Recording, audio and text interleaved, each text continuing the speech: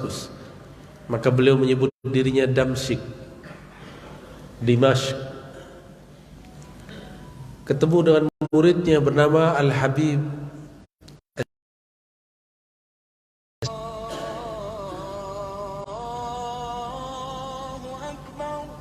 Oke.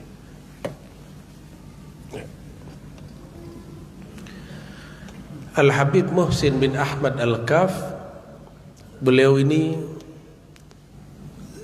anak langsung dari Al-Habib Ahmad, kawan dari Tuan Guru Syekh Abdul Rashid, pemegang sanad Idrisiyah.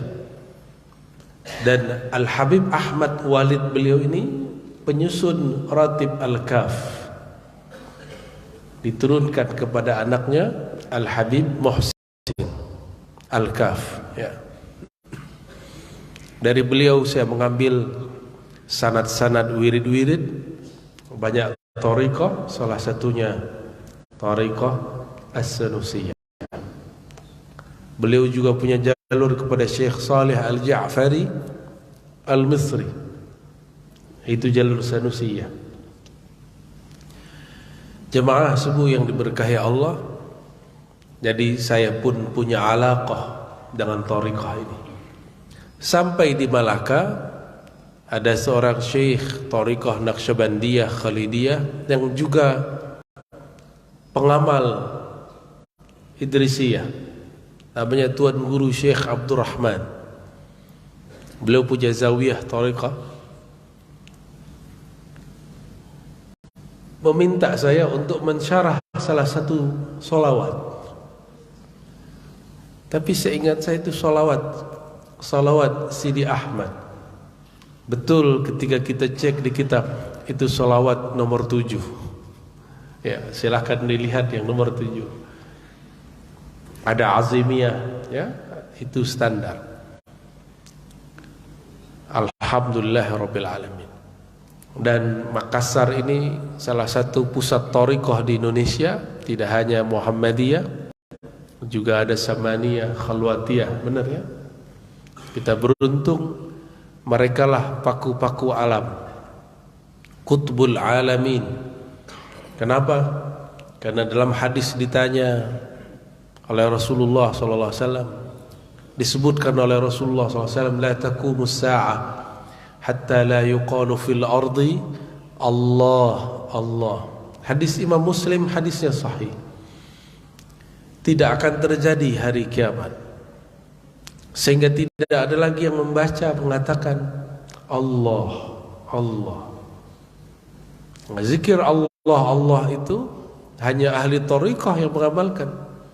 Di luar thariqah membid'ahkan, padahal Rasulullah SAW mengatakannya.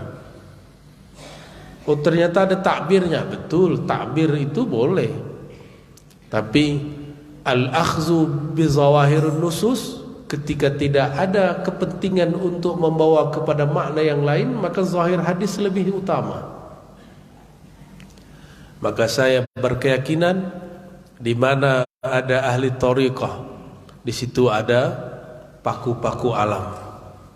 Itu yang menenangkan bumi, sehingga bumi tidak rusak secara batinnya, meskipun dirusak oleh manusia secara zahirnya. Jemaah yang dimuliakan Allah, judul kita apa? Pentingnya berthariqah. Itu judul masih kurang keras. Wajibnya berthariqah, itu kalau buat judul begitu.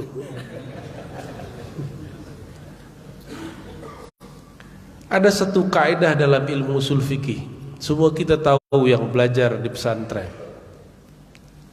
Ma la yutimmul wajib illa bihi fa huwa wajibun. Sesuatu yang tidak mungkin di antara kewajiban itu sempurna kecuali dengan jalan itu atau dengan menggunakannya hal itu, fa huwa wajib, maka hal pelengkap itu jadi wajib. Berangkat ke Mekah sekarang harus punya paspor. Betul tak? Apakah ada di zaman Rasulullah pakai paspor? Tidak ada. Maka sekarang menjadi wajib. Meskipun itu tidak wajib secara syar'i, tapi itu wajib menjadi alat. Salat sahkah tanpa wudu? Tapi apakah setiap wudu wajib salat? Kalau bapak ini wudu wajib salat tak? Tidak. Tapi kalau mau salat wajib. Al-aslu fil wudu mustahab. Pada dasarnya wudu itu mustahab, dianjurkan. Tapi jika dia ditempelkan kepada solat, jika seseorang tidak solat maka dia menjadi wajib. Saya mau tanya, mengenal Allah wajib atau tidak? Ma'rifatullah wajib? Zikir kepada Allah wajib atau sunat? Lebih banyak perintah zikir atau perintah solat? Solat itu sendiri untuk apa? Untuk zikir. Aqimis salata li dzikri, surat Thaha. Dirikanlah solat untuk berzikir. Dulu sewaktu kita kecil ada latihan solat, benar nggak? Tapi adakah kita yang berlatih zikir? Nggak ada. Oleh karena itu solat tidak pernah khusyuk, wajar. Karena tidak pernah berlatih zikir. Padahal aqimis salata li dzikri. Dari kecil kita hanya berlatih gerakan salat, gerakan fiilnya salat. Baru fiil al-badani, fiil badan, belum fiil qalbi. Kapan kita hendak melatih qalbu untuk salat? Jadi jawabannya sederhana. Kenapa saya belum khusyuk? Sederhana sekali. Karena Tuhan belum berzikir dengan qalbu. Allah itu yang dipandang bukan cara rukuknya. Rukuk itu caranya itu di fikih. Sallu kama ra'aitumuni usolli. Zahir ini itu tabi' lil batin. Tubuh kita yang zahir ini, jawarih ini, dia mengikuti yang batin. Apabila yang batinnya khusyuk, maka zahirnya khusyuk. Banyaklah orang terpedaya bahwa salat khusyuk itu mesti pakai baju gamis, pakai baju koko. Cobalah lihat, salat pakai gamis khusyuk tak? Yang ada risih, kecuali sudah biasa. Alhamdulillah saya sudah biasa. Merasa, paling soleh ini ya. Beda sendiri. Mungkin ada yang di sini tidak biasa orang guna serban ya. Coba sholat pakai serban, aneh sendiri. Bukan itu yang menyebabkan orang khusyuk. Karena di India agama Sikh pun pakai serban. Agama Sikh itu agama campuran, banyak agama. Mereka pakai serban, tidak ada urusannya dengan zikrullah. Maka untuk mencapai maqasidus shalah, jadi ada namanya ilmu maqasid. Ilmu maqasid ini pertama kali dikemukakan oleh Imam Al-Hakim At-Tirmizi. Apa kata beliau? Maqasidus shalah itu zikrullah. Dalilnya, ya Musa, wahai Musa, innani anallahu la ilaha illa ana fa'budni wa aqimis salata li dzikri. Wahai Musa, kata Allah, Allah mengenalkan dirinya kepada Nabi Musa. Maka seorang kekasih Allah pasti mengalami ini. Jika belum, ukurlah makom kita di sisinya. Wahai Musa, sesungguhnya akulah Allah. Tiada yang berhak disembah kecuali aku. Fa'budni, maka sembahlah aku. Fa'budni, maka kenallah aku. Fa'budni, imam tabi'in yang berguru kepada Sayyidina Abdullah bin Abbas menerjemah kata fa'budni ay fa'rifni, maka kenalilah aku. Kenapa? Aslul ubudiyah ma'rifatul ma'bud. Asal dari penyembahan, penghambaan, kita mengenal yang disembah. Kalau bapak ibu ini tidak kenal seseorang, tidak hormat kepada dia. Kalau sudah kenal, hormat. Jika telah dekat, jatuh cinta. Bahkan ada yang jatuh cinta walaupun kenal dari jauh. Tapi syaratnya adalah ma'rifah, mengenali siapa yang disembah. Oleh karena itu, mengenal Allah itu wajib. Cuma sayangnya kita baru mengenal Allah yang zahir-zahirnya. Sifat 20 baru yang zahirnya. Belum belajar sifat 20 yang batinnya. Belum khatam ngaji ini sudah datang yang membid'ahkan. Apa kata dia? Rasulullah tidak pernah mengajarkan ini. Akhirnya apa yang terjadi? Sifat 20 tidak lolos. Zikir thariqat pun belum sampai. Sebenarnya berthariqah itu inisiatornya sahabat-sahabat sendiri radhiyallahu ta'ala anhu. Sayyidina Ali karramallahu wajhah, boleh juga kita sebut Sayyidina Ali alaihi salam, boleh. Sayyidina Ali radhiyallahu anhu, tiga hal ini boleh. Itu bukan Syiah Rafidah, itu Ahlus Sunnah wal Jamaah. Apa kata Sayyidina Ali? Ya Rasulullah, dullani ala aqrabit turuqi ila Allah. Ini dalil mencari thariqah itu wajib. Sunnah salafus saleh, sunnahnya para sahabat. Apa kata Sayyidina Ali? Ya Rasulullah, dullani, tunjukkan kepadaku jalan. Jalan yang mana? Aqrabut turuqi, yang paling dekat kepada Allah, ilallah. Itu Sayyidina Ali itu.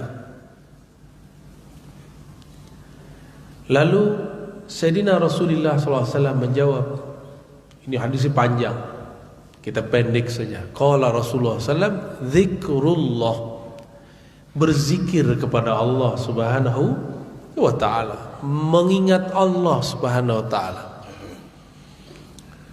Jemaah yang mulakan Allah, Rasulullah hanya kasih umum.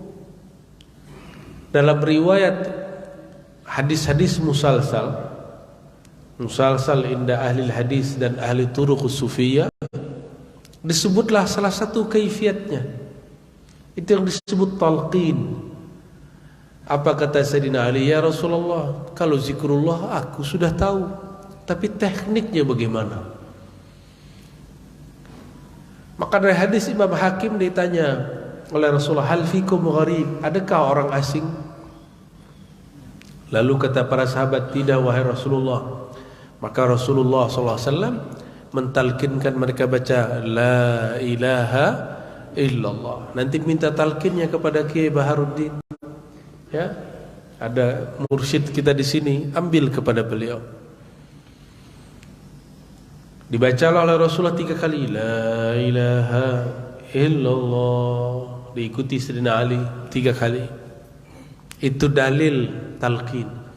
Di riwayat Imam Al-Kushashi Al-Qurani dan imam-imam lain yang menyebutkan dalam hadis musalsal yang bersambung kepada baginda Rasulullah sallallahu alaihi wasallam. Apa kata Rasulullah sallallahu alaihi wasallam? Ghammid ainaik, pejamkan matamu wahai Ali. Pejamkan mata, itu teknik. Wa qul, ya, katakan Allah, Allah. Ada lagi riwayat begitu. Apa kata kawan saya? Qala Syekhul Islam Ibn Taimiyah, zikrullah al-mujarrad bismil mujarrad bid'ah. Menyebut nama Allah, Allah, Allah, Allah, Rahman, Rahman, Rahman, Rahim, Rahim, itu bid'ah. Lah, ada orang berani mengadu kalam Nabi dengan kalam makhluk selain Rasulullah SAW. Sejak kapan kalam Rasulullah ditimbang dengan kalam ulama? Sejak kapan kalam Nabi ditolak karena ada ulama yang menolak? Jika dia tidak faham, dia tolak, bukan berarti kemudian kita ikut dia. Apakah lebih tinggi pangkat Syekhul Islam daripada Rasulullah, Nabiullah? Tidak. Lebih tinggi Rasulullah SAW. Walaupun ada 1000 Syekhul Islam membid'ahkan ini bukanlah bid'ah. Ya, itu zikir ada semua. Dan siapa yang bertanya? Sayyidina Ali. Sayyidina Ali makanya dipanggil oleh Rasulullah dengan sebutan Babul Ilmi. Apa sebutan dia? Babul Ilmi. Ana Madinatul Ilmi wa Aliyun babuha. Akulah kota ilmu. Bayangkan kota Makassar. Di situ ada mall, ada hotel, ada masjid, ada pasar. Pasar apa tadi namanya, Pak? Pasar Terong. Tapi saya tidak ketemu terong dari tadi ya. Ada pasar, ada tempat rekreasi, ada toko-toko, macam-macam. Ada resto, betul ya? Ada rumah, ada jalan, ada pantai, ada masjid, semuanya ada. Ada kampus. Coba bayangkan, Rasulullah itu Madinatul Ilm, kota ilmu, tapi pintunya adalah Sayyidina Ali. Ini dalil kuat. Ini bukan dalil Syiah, ini dalil Ahlus Sunnah wal Jamaah, bahwa pintu masuk kepada baginda Rasulullah Sallallahu Alaihi Wasallam itu harus bersanad kepada sahabat Nabi. Dan sahabat Nabi yang paling lama mengajar itu adalah sahabat Nabi yang paling muda dan menjadi khalifah keempat. Paling muda. Itulah Sayyidina Ali karramallahu wajhah. Maka ada riwayat dalam riwayat Abu Nuaim, kullu sanadin inqata'a ila sanadi. Semua sanad ilmu terputus kecuali sanadku. Kullu nasabin inqata'a ila nasbi. Semua nasab terputus kecuali nasabku. Apa kata Sayyidina Abu Hanifah, Imam Hanafi kata kita? Laula Ja'far lahalaka Nu'man ibn Thabit.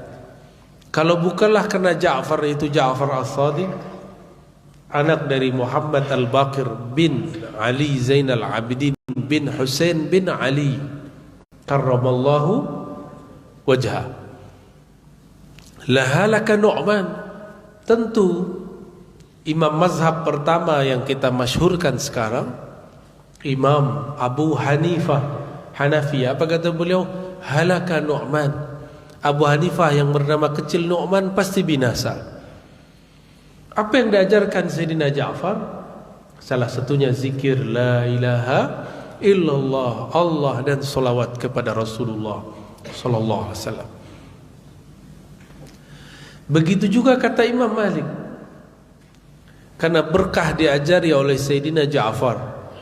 Imam Malik kata beliau, ma bittu lailan illa wa ra'aitu an-nabiyya sallallahu alaihi wasallam. Riwayat Abu Nuaim, tidaklah aku tertidur istirahat malam hari kecuali aku bertemu Rasulullah sallallahu alaihi wasallam. Imam Malik beliau wafat tahun 179. Tahun berapa wafatnya? 179. Diperkirakan lahirnya di akhir abad pertama. Karena dulu tidak ada KTP, jadi tidak bisa ditebak kapan lahirnya secara pasti. Tidak bertemu dengan jasad Rasulullah sallallahu alaihi wasallam. Tapi karena terhubung kepada mursyid, Rohaniyah mursyid ini terhubung kepada gurunya, gurunya terhubung kepada Rasulullah sallallahu alaihi wasallam. Maka sang murid yang bernama Malik bin Anas setiap malam bermimpi bertemu beliau sallallahu alaihi wasallam. Maka saya tidak heran jika ada orang mimpi ke Rasulullah sallallahu alaihi wasallam setiap malam. Itu mungkin saja. Saya bertemu juga seorang Habib di Kalimantan. Dia punya anak, anaknya mengaku hampir setiap malam bertemu Rasulullah SAW. Saya percaya. Tapi percaya ini tidak tambah rukun iman. Percaya wuku' bahwa ini mungkinul wujud, mungkinul wuku', mungkin terjadi. Ya. Secara ilmu akidah mungkin atau tidak? Mungkin. Kenapa ada orang menolak? Karena tidak lolos ngaji akidah. Apalagi yang sudah jadi kiai, tidak bertemu Rasulullah secara rohani. Fal tuhasib nafsak. Hisablah dirimu. Tidak usah repot-repot untuk mengukur orang lain. Ada kiai tidak pernah mimpi ketemu Rasulullah sallallahu alaihi wasallam. Atau dia pernah sekali-sekali lalu mengingkari orang yang berkali-kali. Apa kata dia?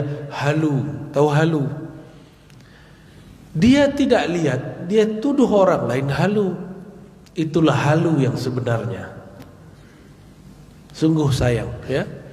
Imam Ghazali di dalam Al-Munkiz Minad Dhalal mengatakan, ahlullah jika qalbunya sudah wusul, mereka dapat izin yarawna rabbahum, bertemu Allah, ya.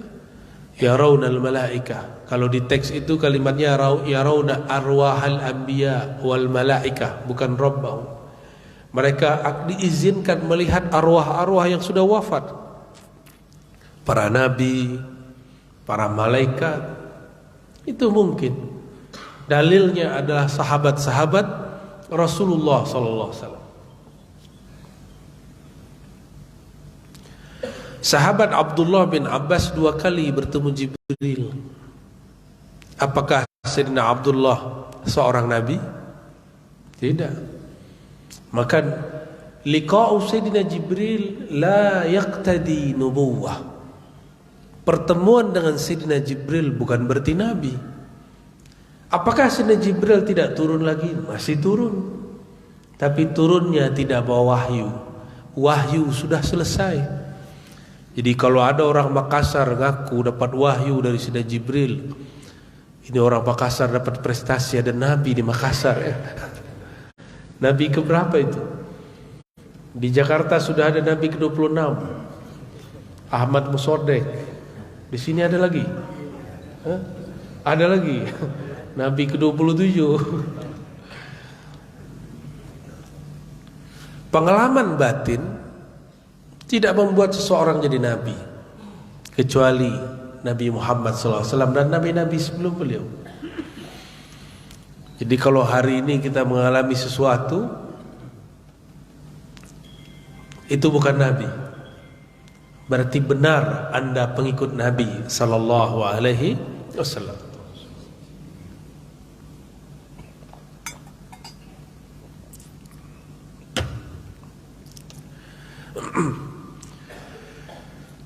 Mau ada tanya jawab tak? Hah? Langsung aja ya. Langsung aja dulu ya. Nanti biar diatur oleh beliau nanti. Bagian terakhir sebelum ada diskusi. Seorang sahabat datang kepada Rasulullah SAW. Jadi ternyata sahabat-sahabat ini cerdas. Kalau datang kepada baginda Rasulullah SAW, beliau-beliau itu bertanya jalan paling mudah kepada Allah. Kata seorang sahabat Nabi radhiyallahu taala anhu, wahai Rasulullah, syariat Islam sungguh berat bagi saya, banyak sekali. Coba tunjuk ajar kepadaku wahai Rasulullah, jalan paling pendek, paling mudah. Apa kata Rasulullah SAW? La yazalu lisanuka rataban bidzikrillah. Hendaklah senantiasa lisanmu basah menyebut nama Allah. Lisan itu terbagi dua. Bahkan beberapa ulama bagi lagi jadi tiga.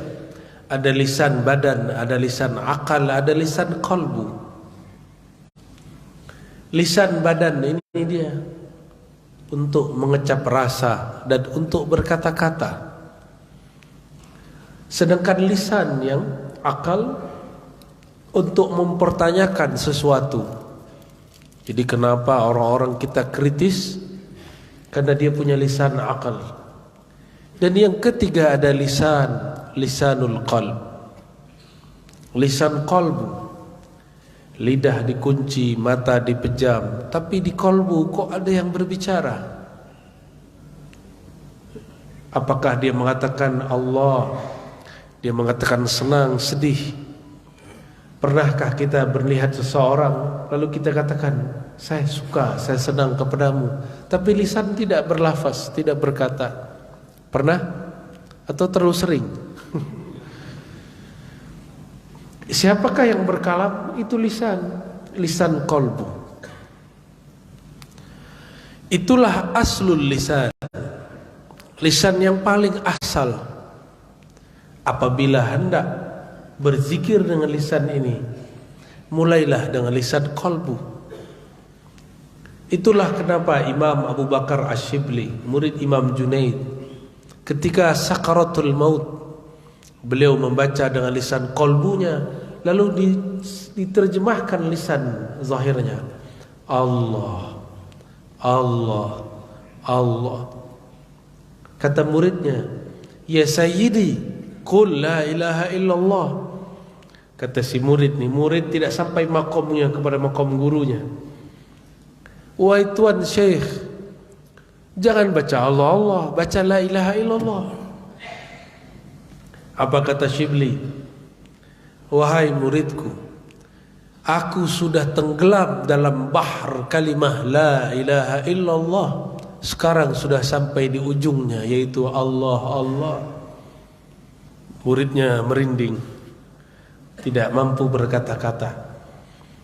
Cobalah lihat ayat kursi, Allahu la ilaha illa hu. Allah dulu, baru la ilaha illahu. Isbatkan dulu nama Allah, baru nafikan la ilaha selainnya, lalu hunjamkan lagi illallah. Jika dalam qalbu sudah isbat, sudah tetap nama Allah, lalu kita baca la ilaha illallah dengan menghunjam, ketemulah kalimah yang di dalam ini dengan kalimah yang di lisan ini. Jika dua kalimah bertemu, terbitlah cahaya. Itulah cahaya nurullah, cahaya nama Allah subhanahu wa ta'ala. Dan kita beruntung ada orang-orang yang mengajarkan zikir di sini, ya. Jadi jangan malu-malu lagi, jangan malas-malas lagi datang ke zawiyah beliau, ya. Ada kalau selera, thariqah itu selera. Seperti naik pesawat. Ya, ada Batik Air, ada Garuda, ada Citylink, toh. Ada yang transit dulu, ada yang langsung. Sidi Ahmad Al-Idrisi, beliau itu awalnya Syazili, Khalwati, Qadiri, Suhrawardi, semua thariqah lah. Di zaman itu ada, beliau ambil. Lalu kata beliau dalam satu manaqibnya disebutkan, fara'aitu Sayyidana Balia Khadir alaihi salam. Lalu aku bertemu Sayyidina Khidir alaihi salam. Falaqqanani, di sampingnya ada Rasulullah. Rasulullah menyuruh dia, "Hei Khidir, talkinkan Sidi Ahmad." Maka ditalkinlah Sidi Ahmad. Siapa yang mentalkin? Sayyidina Al-Khidir Balia ibn Mulkan alaihi salam. Maka disebutlah thariqah beliau awalnya Khidiriyah. Apa awalnya?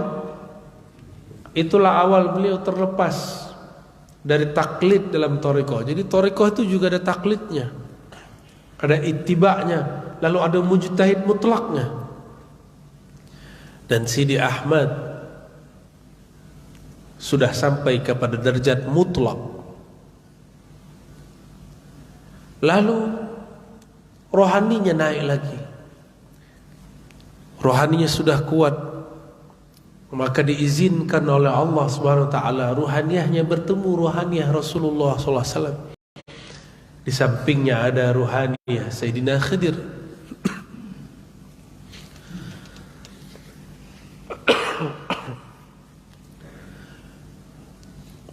Falaqqanani Rasulullah sallallahu alaihi wasallam, kata Sidi Ahmad. Lalu Rasulullah langsung mentalkinku. Itulah sebabnya bernamalah thariqah Sidi Ahmad ini dengan thariqah Al-Muhammadiyah, sebagaimana ditulis dalam kumpulan sanad Sidi Syekh Muhammad Ali As-Sanusi, murid langsung Al-Qutub Al-Kabir yang mengambil ilmu daripada Sidi Ahmad. Apa kata beliau? Guruku Sidi Ahmad menyebut thariqah ini boleh disebut Ahmadi, boleh disebut Muhammadi, boleh disebut Khidri.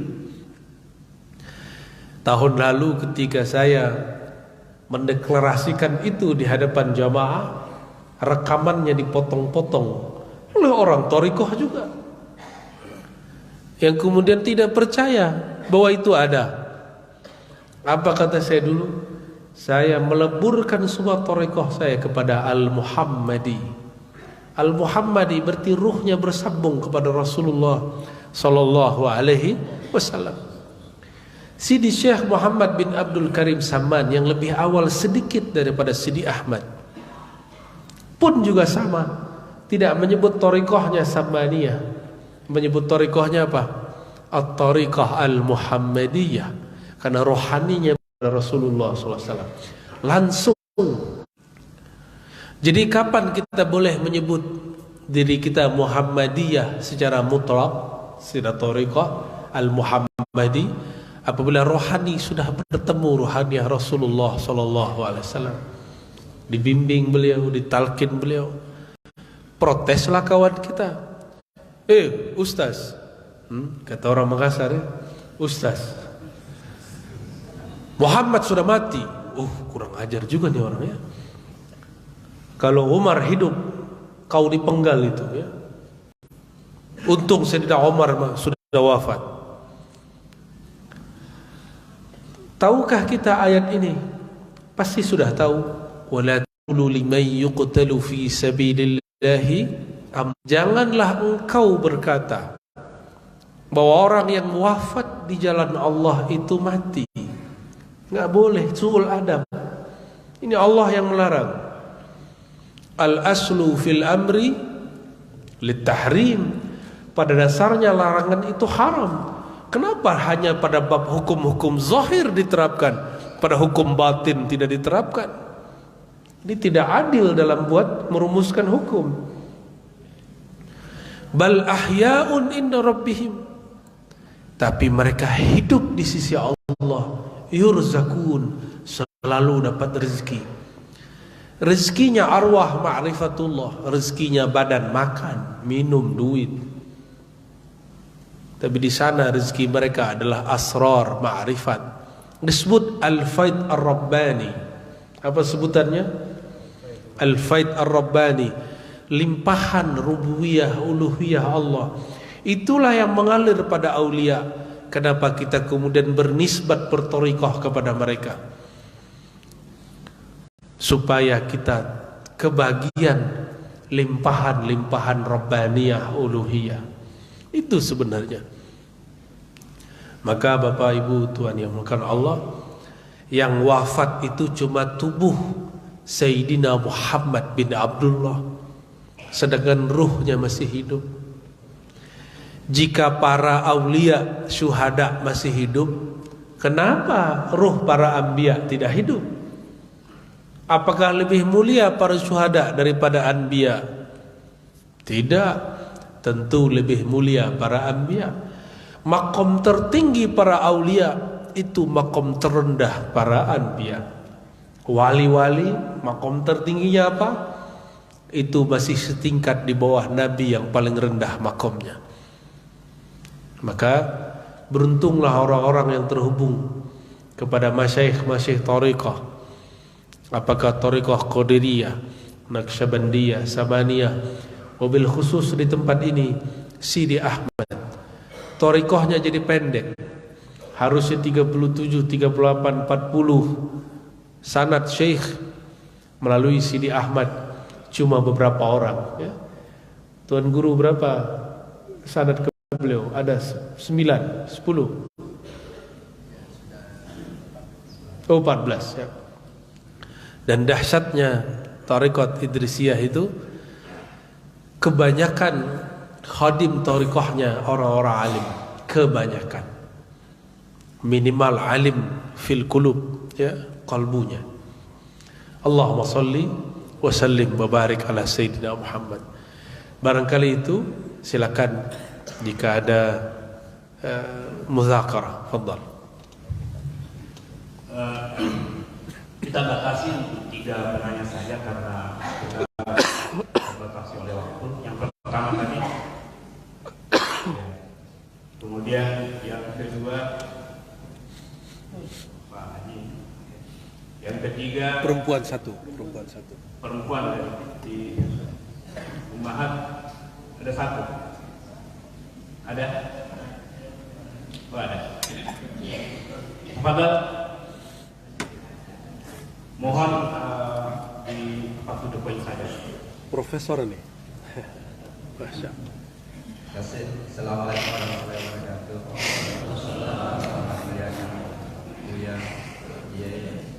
Para masyarakat alim ulama yang sempat hadir pada kesempatan ini. Pertanyaan sudah 3 kali saya mengikuti secara fisik, tetapi alhamdulillah selama dengan kajian tadi melalui dunia maya saya salah seorang penikmatnya. Alhamdulillah kita bisa ketemu secara fisik. Ada hal yang sangat memberikan saya kekhawatiran, malah yang disampaikan kemarin disampaikan di Israel. Karena saya ini backgroundnya Buya, backgroundnya pertanian. Tetapi saya mencoba menyuarakan sekarang ilmu apapun yang dikaji, kalau ilmu itu benar, adalah tariqa untuk mengenal Tuhan dan mendekatkan diri kepada Tuhan.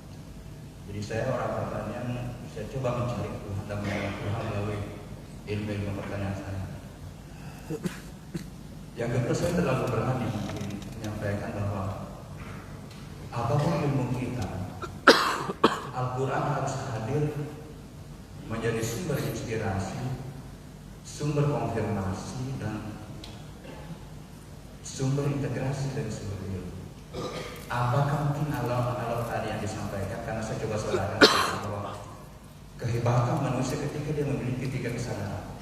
Yang pertama adalah kesadaran faktual indera, tadi itu bahasa lisan itu. Kemudian yang kedua adalah kesadaran ilmiah rasional. Nah, mungkin mudah-mudahan analog dengan kata kalbu, kemudian harus memiliki kesadaran spiritual. Ketiganya ini kalau menurut saya harus hadir bersama untuk menghadirkan suatu pemikirannya. Yang terakhir, tolong saya dikoreksi. Kalau saya menggunakan Al-Quran untuk menjadi motivasi minimal untuk diri saya, apakah keliru? Misalnya, saya katakan sekarang, potensi dasarnya manusia hadir di permukaan bumi ini sama. Karena semuanya kita berasal dari satu titik biologi ini, yang disebut dengan stem cell atau simbol. Kemudian itu kan ruh dari Tuhan yang sama. Sehingga saya katakan begini, yang membedakan nanti kemampuan kita untuk memanfaatkan bersama wal basara wal quwwah. Iya. Jadi saya mengenalkan ketiga, tapi saya katakan potensi dasarnya manusia sama. Tolong saya dikoreksi Pak Buya kalau saya keliru. Baik. Saya gunakan ayat untuk memberikan motivasi kepada umat bahwa Anda semua orang hebat, semua memiliki sifat jujur, tetapi tidak mungkin maha jujur. Yeah. Makin banyak sifat mulia Tuhan di Al-Quran, makin hebat lagi. Tolong dikoreksi Pak Kekani, terlalu berani orang pertanyaan untuk bagaimana mencoba mengkaji Al-Quran secara tekstual. Assalamualaikum warahmatullahi wabarakatuh. Mungkin saya lanjut ke penanya selanjutnya. Silakan.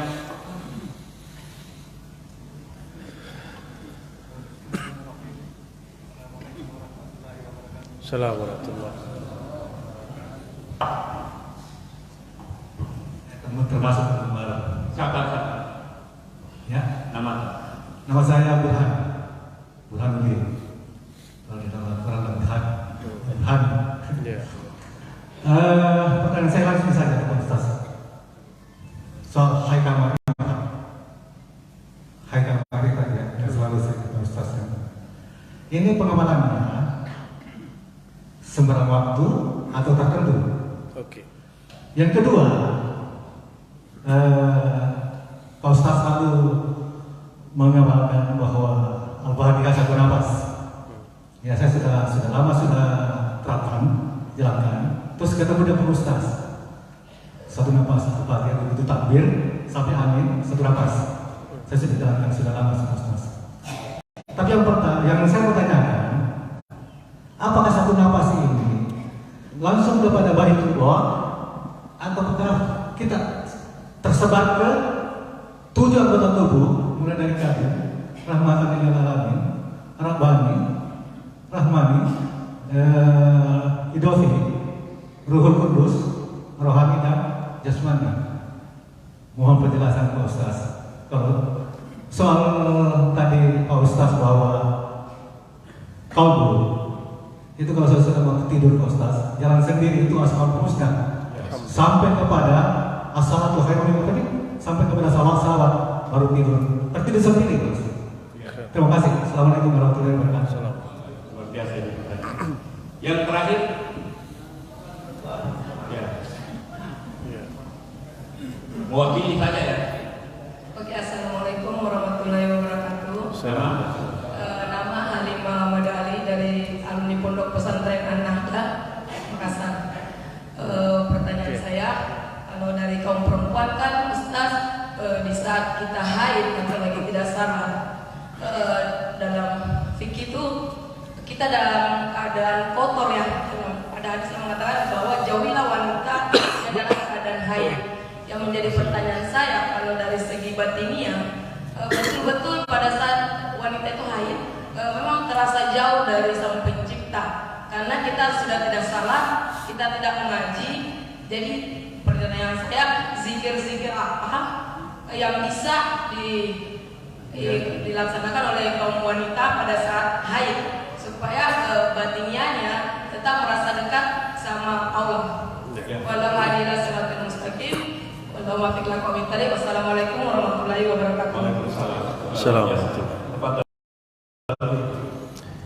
Pertanyaannya bergizi semua ya. Pertanyaan profesor, ternyata insinyur pertanian ya. Stem cell itu permisalannya dalam ilmu huruf adalah titik di bawah ba. Faham ya? Stem cell itu aslu kulli syai'. Dialah asal segala sesuatu. Nantilah kalau waktu panjang ada satu solawat di Sidi Ahmad itu menjelaskan tentang solawat an-nuqtah tahtal ba, titik di bawah ba. Itu solawatnya Sidi Ahmad yang beliau terima dari Sayyidina Al-Khidir alaihi salatu wassalam. Itu ilmunya Sayyidina Khidir. Jadi sebenarnya thariqah Kiai Baharuddin ini thariqah yang paling nyeleneh ya, paling berani mengatakan bersanad kepada Sayyidina Khidir, berlangsung kepada ruhaniyah Rasulullah SAW. Dan kita tidak perlu malu. Di akhir surat Ad-Duha apa perintahnya? Amma bi ni'mati rabbika fahaddis. terhadap nikmat Rabbmu, maka ceritakanlah. Kita boleh cerita tentang mimpi sepantasnya, boleh cerita tentang pertemuan rohani sesuai dengan kemasannya. Mesti dikemas dengan dalil, dikemas dengan analog dan kias. Jadi dalam ilmu biologi ada kedokteran stem cell. Itu ada nggak pohonnya yang mirip dengan stem cell yang jadi obat segala sesuatu? Itu ada nggak? Apa? Galur apa? Galur ya?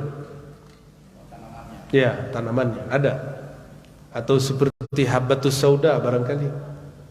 Wallahu a'lam, nanti Bapak cari sendirilah ya. Allahumma sholli alaihi.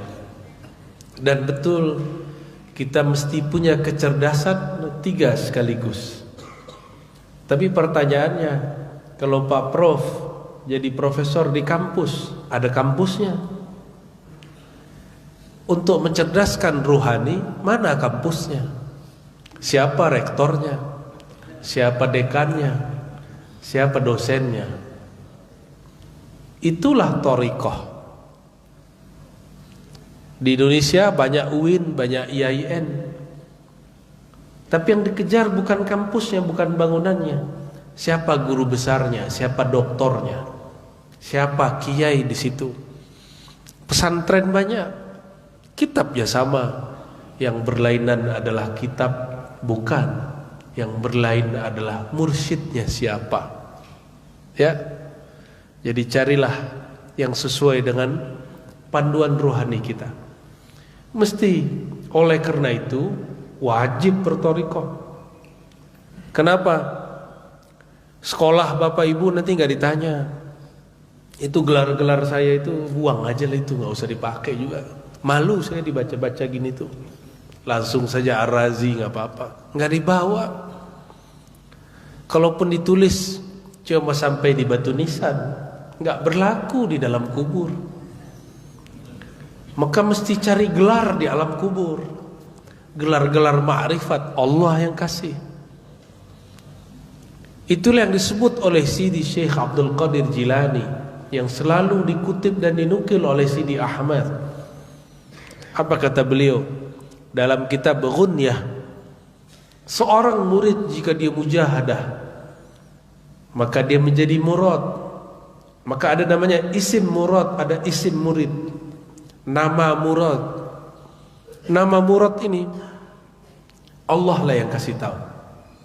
Melalui malaikatkah, nabikah, para auliakah? Dan namanya banyak. La ya'lamuha illallah.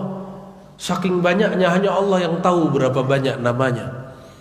Maka belum lama ini saya dari Kalimantan Selatan, ada Tuan Guru Jaro. Dia punya mursyid thariqah rifaiyah. Dan di Turki, orang Suria pindah ke Turki.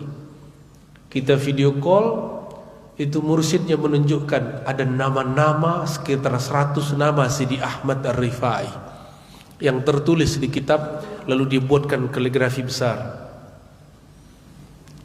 Ada nama-nama, itu nama di alam sana. Oh, doktor saya nggak laku, jadi nanti Mukar Nakir nggak berani. Doktor, kamu tamat di mana? Dalam negeri, luar negeri. Sudah khatamkah Kutubus Sittah? Ya nggak tanya. Ya, kamu mursyid thariqah kah? Nggak ditanya. Pertanyaannya apa? Man Rabbuka? Siapa Rabbmu? Apa kata Imam Sya'rani? Kalau engkau ditanya, tidak ada yang membackupmu, memberi syafaatmu, bagaimana cara engkau menjawab? Maka siapakah yang jamin itu? Itu yang disebut Abu Ruh, bapak ruhani. Mesti punya bapak ruhani. Nanti dia nunggu kita di sana. Kalau bapak ruhaninya wali-wali besar, yang ditanya cukup walinya. Apa kata sang wali? Itu murid saya, jangan diganggu tuan malaikat Mungkar Nakir. Tanya ke saya aja. Itu yang disebut syafaat salihin. Dan itu hakiki. Itu bukan khayali, hissi, bukan halu, bukan. Ya, ini faedah berguru. Ittabi'u man la yas'alukum ajra. Ilmu ini mahal, tidak dapat dibeli. Seandainya mau Pak Prof dari S1 sampai S3 udah habis berapa puluh juta atau seratusan juta Pak Prof, ratusan juta barangkali untuk biaya penelitian, untuk ini, telat bayar segala macam. Kita ini kalau mau bayar satu talqin 1 juta, saya jadi konglomerat di Indonesia. Karena yang minta talqin banyak dari mana-mana. Tapi ittabi'u man la yas'alukum ajra. Kami ditegur oleh Allah, ikuti orang yang tidak bertarif, yang jika diberi tidak menolak, tapi tidak menarif. Tidak boleh mentarifkan nama Allah, karena nama ini berat, lebih berat daripada semua harta yang dimiliki orang kaya di Indonesia. Jadi jangan kau hargai gurumu dengan mahar-mahar, tapi tahabu, saling berbagi hadiahlah, engkau akan saling mencinta.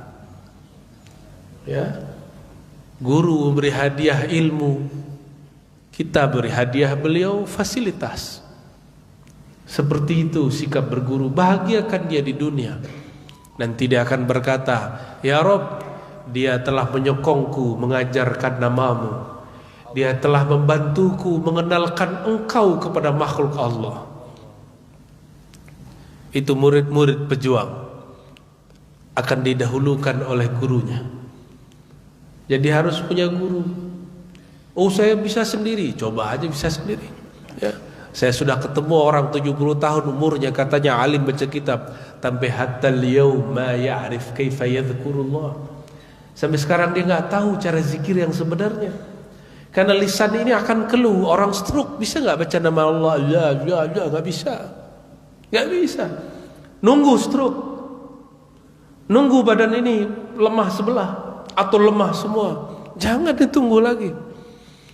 Segera cari yang mengajarkan zikir, tidak hanya dengan lisan ini lagi, tapi sudah mengajar dengan qalbu dan rohani.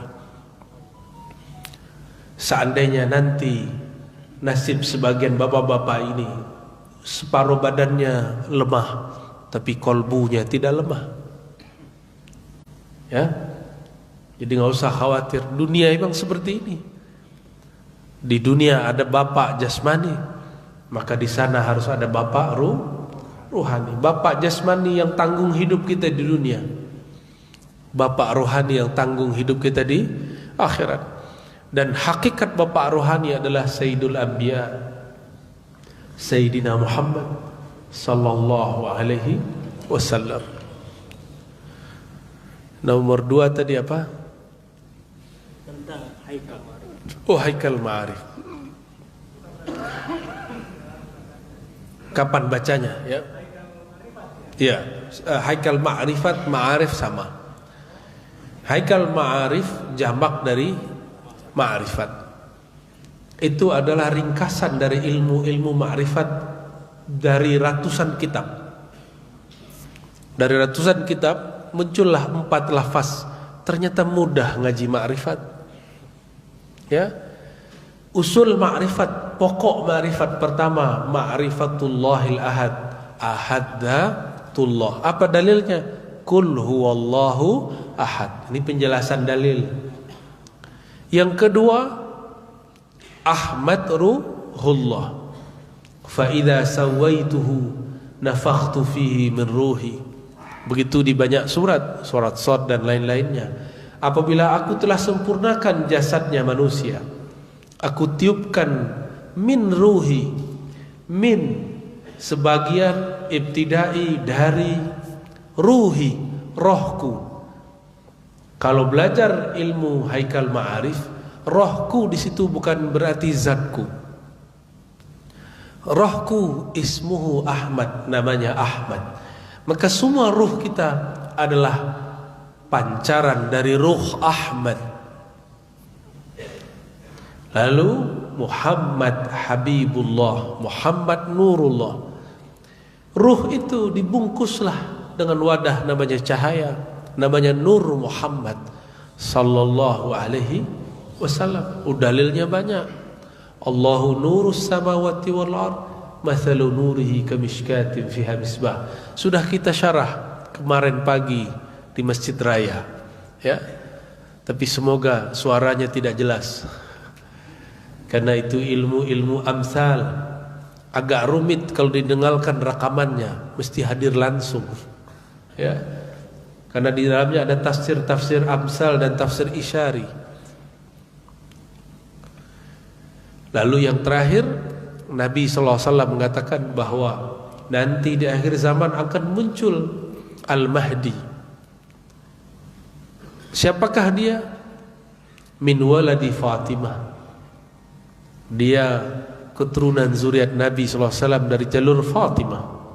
Ismuhu ismi, isimnya isimku. Isim itu nama rohani, apapun lah, bukan nama KTP. Itu sama dengan namaku. Isim bermakna ketinggian rohani, manzilah rohani, tanda-tanda rohani. Maka itulah puncak daripada ma'rifat akhir zaman. Saya tidak tahu apakah kita nanti akan bersua dengan beliau, Al-Imam Al-Mahdi. Siapa yang dipanjangkan umurnya, semoga Allah bimbing supaya tidak salah. Ada yang salah nanti menganggap Ad-Dajjal sebagai Al-Mahdi. Nauzubillah min dzalik. Di saat itu pasar ini sudah nggak ada. Itu Dajjal bisa berkalam dengan alam. Dikatakan hujan, dikatakan berhenti hujan. Di saat itu keluarlah Al-Masih Isa bersama Al-Imam Mahdi. Apa kata pohon-pohon? Wahai orang Islam, di sini ada musuh Allah. Itu pohon-pohon berkalam. Antum bisa bayangkan pohon berkalam. Kita dengar pakai telinga ini? Enggak. Dalam pohon itu ada ruh nabati atau ruh idhafi, sama artinya. Ruh itulah yang berkalam. Jika tidak mengenal ruh idhafi di dalam diri, tidak mengenal ruh qudsi dalam diri, tidak akan mampu berdialog dengan alam. Ya. Tapi ada jalan pintas, ya tenang saja. Banyak salawat kepada Abul Arwah, salawat kepada baginda Rasulullah Sallallahu Alaihi Wasallam, bapak ruhani. Bacaan Haikal Ma'arif kapan saja, tapi afdolnya ba'da solat. Mengenai Al-Fatihah satu nafas, itu adalah ijazah Al-Fatihah musalsal yang saya dapat dari ahli-ahli Quran yang bersanad kepada Rasulullah SAW, bahwa membaca Al-Fatihah satu nafas, tapi dengan syarat tidak mengurangi hak-hak hurufnya, makharijul hurufnya, matnya, tidak memanjangkan yang pendek, memendekkan yang panjang. Di situ ada asrar rahasianya. Meskipun orang-orang yang juhal, yang jahil tidak tahu, lalu membid'ahkan baca Fatihah satu nafas, kita tidak ikut mereka. Dan itu bagus, lebih banyak lebih bagus. Mampu satu nafas, dua nafas. Kenapa kita katakan begitu? Karena paru-paru ini lebih banyak nganggur. Coba dari tadi bapak-bapak ini nafas cuma sedikit, langsung dibuang, betul? Ya. Padahal kalau kita coba nafas panjang, coba 1, 2, 3, panjang tak? Panjang. Itu baru cepat sehatnya. Saya dari kemarin latihan terus, sehingga cuma semalam langsung flu kita kental. Alhamdulillah sekarang sudah bisa berbicara. Tadinya sakitnya bukan main. Saya tidak yakin bisa memberi ceramah subuh pagi ini, tapi barakah zikir anfas Allah izinkan. Alhamdulillah. Jadi silakan diamalkan ba'da solat dan dibaca Fatihah 1 kali. Tadi ada Bu Halimah ya. Sebelum mungkin yang terakhir, Bu ya, sekaligus nanti di akhir jamaah yang tidak sempat bertanya ini minta ada talqin zikir khusus dari itu. Talqin zikir minta kepada Guru Baharuddin. Ya. Kecuali mursyid izin nanti, jangan sekarang ya. Ini baru sekali ke Makassar ya. Talqin itu tidak diobral. Talqin itu dijemput. Ya. Kecuali saya sudah merasa Makassar jadi rumah saya. Kalau sudah jadi rumah saya baru saya talqin orang. Tapi kita punya adab. Kita tidak boleh ambil murid orang. Maka saya tidak membaiat, tapi hanya mentalkin. Karena baiat si jamaah mesti ikut meninggalkan mursyid yang lain. Tapi kalau talqin saja tanpa baiat boleh. Ya, nantilah kalau saya datang lagi. Ya, insya Allah. Ya. Nanti ambil saja dari beliau jauh-jauh. Karena beliau tidak masuk YouTube terus antum tidak mau talqin ya. Jangan begitu. Ya. Talqin itu otoritas, hak yang diberikan oleh ahli talqin sebelumnya. Dari ahli talqin terus bersambung kepada Rasulullah SAW. Maka ambil dari mursyid. Nanti setelah ambil dari beliau baru boleh ambil dari saya. Ya. Namanya tabarruk. Mengambil berkah. Kalau mau suluk, mau khalwat boleh, baru namanya murid, bukan tabarruk. Gitu ya untuk talqin, sabar, jangan nafsu di talqin. Zikir itu suci, nafsu itu kotor. Jika kita bernafsu untuk talqin, rasanya hambar. Faham? Ya, wah dia orang Makassar, saya mau orang dari Jakarta. Jangan begitu.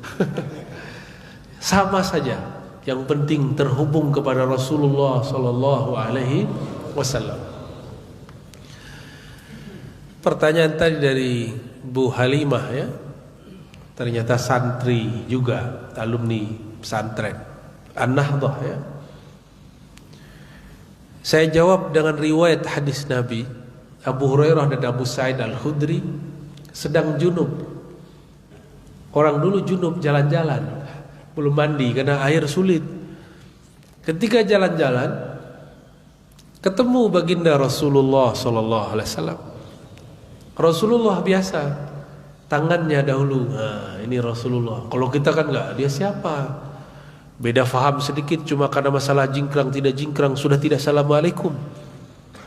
Betapa tidak sunnahnya kita. Cuma beda thariqah sudah tidak salam. Cuma karena jenggotnya tidak panjang kita tidak salam.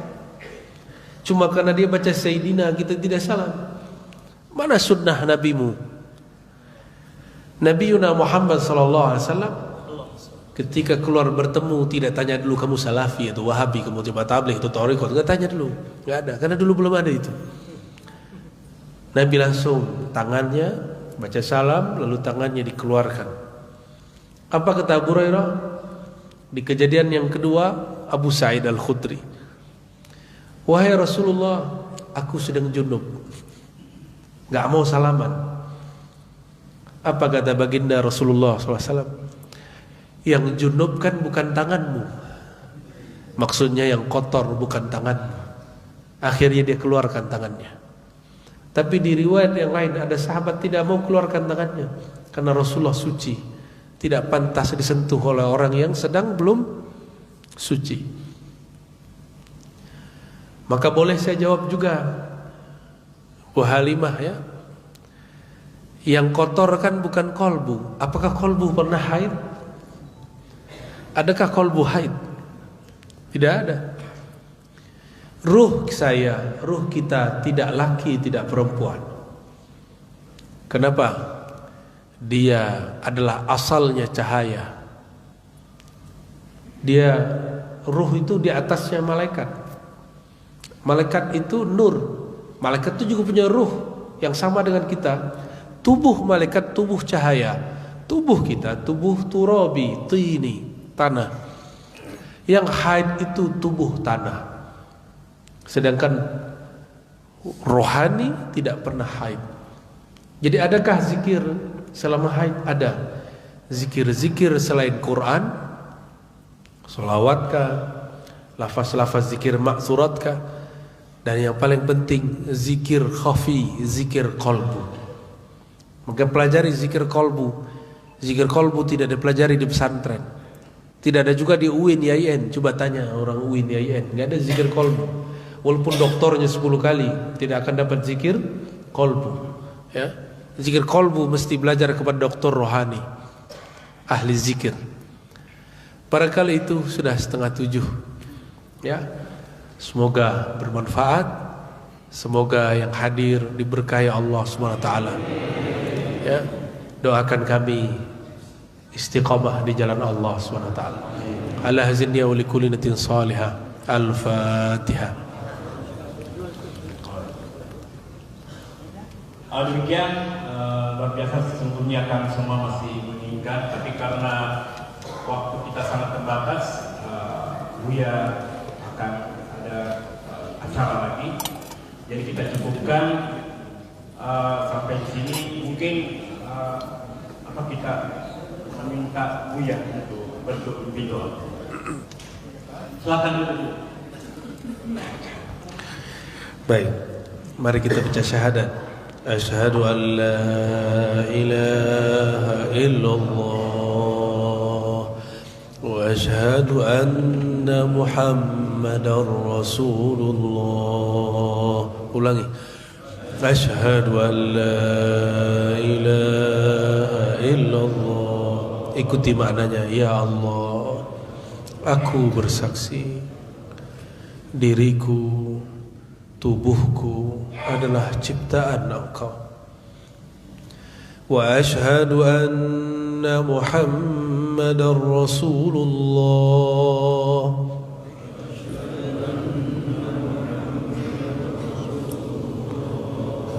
Wahai baginda Rasulullah, terimalah kami sebagai umatmu. Tiadalah diri kami kecuali bersumber dari nurmu, nur Sayyidina Muhammad sallallahu alaihi wasallam. Ahaddatullah, Ahmad Ruhullah,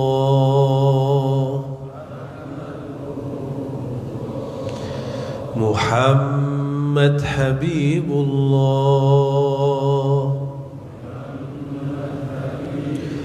Muhammad Nurullah,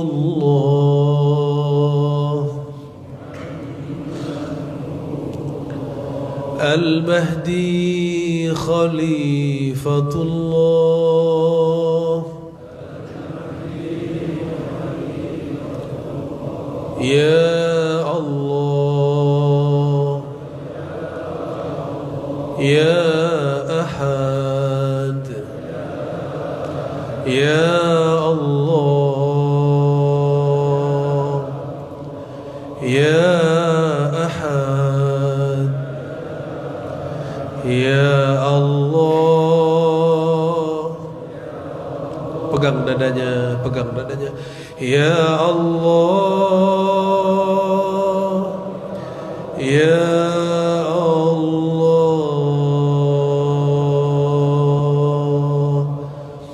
Allahumma ya ahad,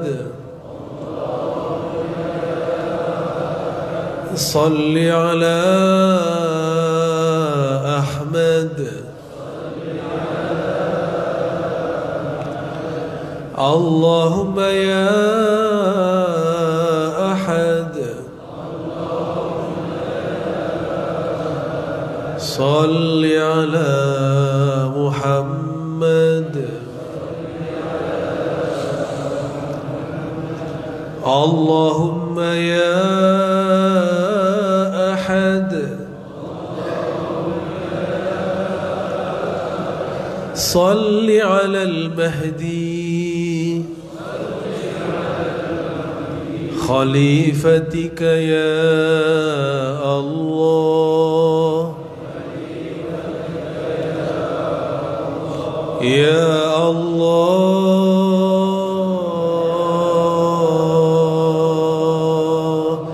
يا أحد. الفاتحة.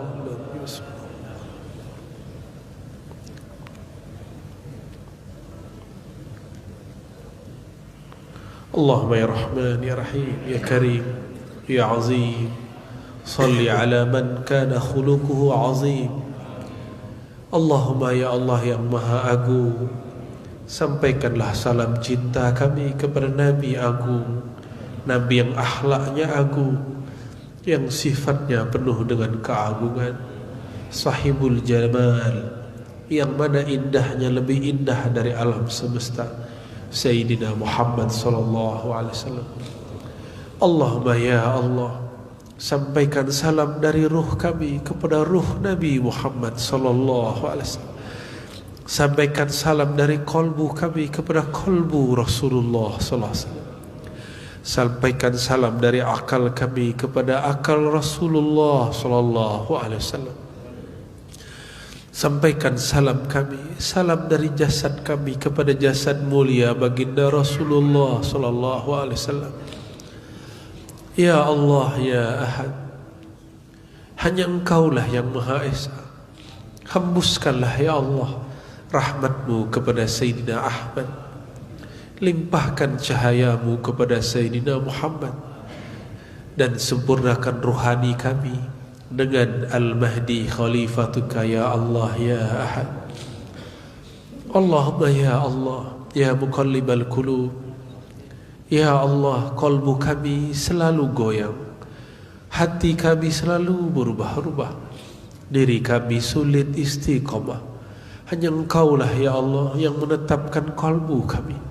Maka ya Allah yang maha abadi, yang maha tetap, tetapkan hati kami bersama Engkau. Jika Engkau hendak ubah hati kami ya Allah, ubahlah menjadi lebih taat kepada Engkau ya Allah, menjadi lebih rindu kepada Rasulullah sallallahu alaihi wasallam.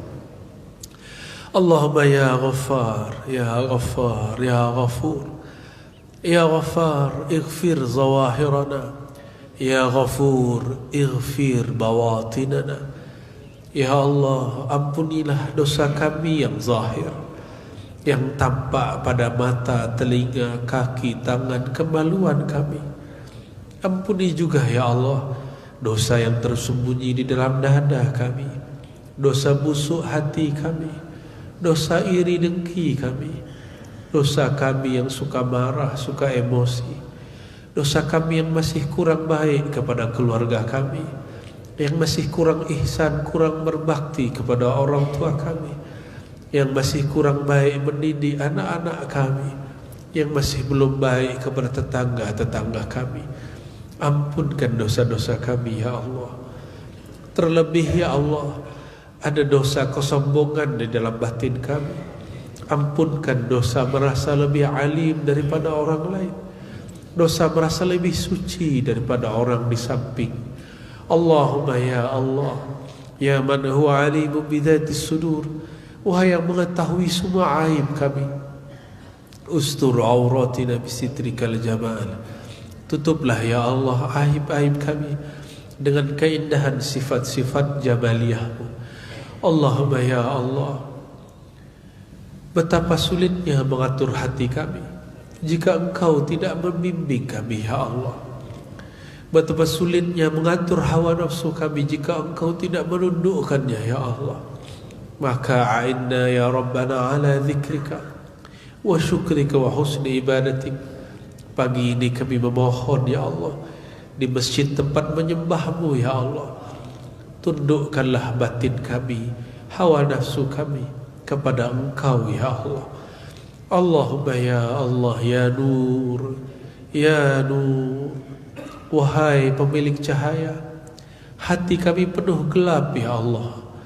Gelap karena dosa, gelap karena banyak maksiat, gelap karena penyakit-penyakit hati dan suudzon kepada makhluk-makhluk-Mu ya Allah. Maka pagi ini ya Allah, nawwir qulubana binurika. Tolong ya Allah, limpahkanlah cahaya-Mu ke dalam hati kami yang gelap. Limpahkanlah rahmat-Mu ke dalam kalbu kami yang keras. Limpahkanlah ma'rifat-Mu ke dalam ruhani kami yang sedang terpenjara. Allahumma ya Allah, nas'aluka as-sa'adah fid dunya wal akhirah. Kami memohon ya Allah, berilah kami bahagia di dunia dan akhirat. Warhamna warham man tawalla ala umurina. Ya Allah, berkahilah, sayangilah, bantulah siapa saja yang membantu negeri kami, yang memimpin negeri kami, yang membimbing negeri kami. Umarakah dia, pemimpinkah dia, ulamakah dia, siapapun mereka ya Allah, berkahi mereka ya Allah, rahmati mereka ya Allah. Allahumma ya Allah, irhamna wal muslimin. Siapa saja ya Allah, umat Islam di dunia ini, di timur ataupun di barat, sampaikan ya Allah rahmat Engkau kepada mereka ya Allah. Allahumma ya Allah, isfa'na ya Allah bi syafaati nabiyyikal uzma. Ya Allah, izinkan kami ya Allah mendapatkan syafaat dari Abul Arwah, ayahanda ruhani kami, baginda Rasulullah sallallahu alaihi wasallam, sehingga kami mati wafat ya Allah, wafat dengan memandang wajahnya ya Allah. Kami masuk alam kubur ditemaninya ya Allah. Ditanya mungkar nakir, beliaulah yang membantu kami ya Allah. Ketika kami bangkit di alam kubur, bangkit di padang mahsyar ya Allah, ada Rasulullah yang menjamin kami ya Allah. Ketika kami ditimbang, dihisab, menempuh sirat yang sangat berliku-liku ya Allah, yang mana banyak orang terjatuh, banyak orang kemudian tergelincir ya Allah. Jadikan Rasulullah adalah pemandu kami ya Allah. Allahumma isfa'na wal hadirin, isfa'na wal hadirat, isfa'na wal muslimin, isfa'na ya Rabbana ya Nasir ya Nasir ya man lahu fathun qarib, bihaqqi Sayyidina Muhammad sallallahu alaihi wasallam, walhamdulillahi rabbil alamin. Demikian dari kami, mohon maaf salah dan kurangnya. Assalamualaikum warahmatullahi